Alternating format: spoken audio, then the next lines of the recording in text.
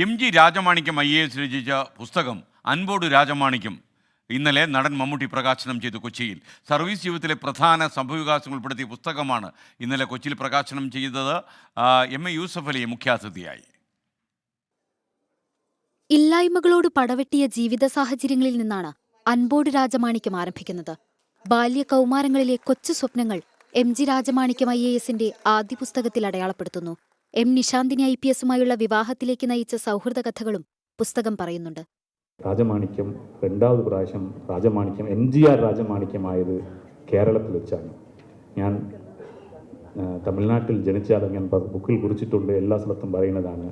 ഞാൻ തമിഴ്നാട്ടിൽ ജന്മം കൊണ്ട് തമിഴ്നാട്ടിലായാലും കർമ്മം കൊണ്ട് കേരളീയനാണ്. അപ്പോൾ എന്നെ അങ്ങനെ കേരളീയനായിട്ടാക്കിയ ഈ മഹാനഗരം കൊച്ചിയാണ്. 2014 ഫെബ്രുവരി 14 മുതൽ 3 വർഷത്തോളം എറണാകുളം ജില്ലാ കളക്ടറായിരുന്നു രാജമാണിക്യം. സർവീസ് കാലയളവിലെ മറക്കാനാവാത്ത അനുഭവങ്ങളും പുസ്തകത്തിലുണ്ട്. രാജമാണിക്യത്തിന്റെ അമ്മ പഞ്ചവർണ്ണത്തിന് പുസ്തകം നൽകി നടൻ മമ്മൂട്ടി പ്രകാശനം നിർവഹിച്ചു.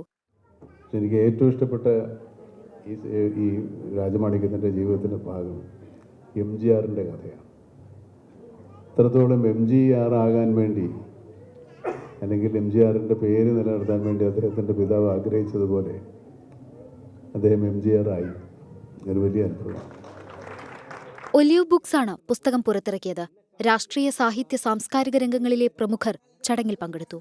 24 കൊച്ചി. മന്ത്രി P. രാജീവായിരുന്നു ചടങ്ങ് ഉദ്ഘാടനം ചെയ്തത്. എന്തായാലും നല്ല ഫംഗ്ഷനായിരുന്നു എന്ന് പൊതുവെ പറയുന്നു. നല്ല കാര്യം. അൻപോട് രാജമാണിക്യം നമുക്ക് വായിച്ചു നോക്കാം, എന്നിട്ട് വിവരം പറയാം.